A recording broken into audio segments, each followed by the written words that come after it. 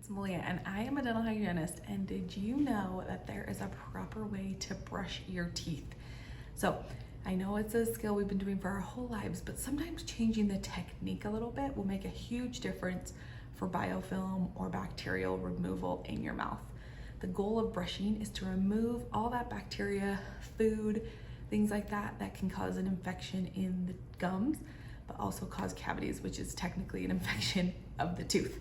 So what you want to do, get your toothbrush, always make sure your bristles are soft or extra soft. Anything more than that is too hard. It's just too rough on the gums.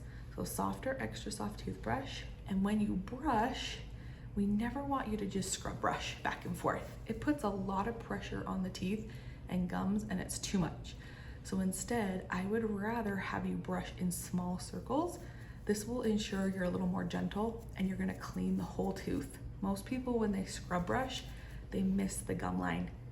So brush in circles, that'll brush the entire tooth clean and get rid of all that bacteria that happens at the gum line, because we do want to keep our gums clean as well. Another thing you want to do when you brush, something to think about, is angling the toothbrush towards the gums. So angle up on the top, and then when you're on the bottom, angle down towards the bottom.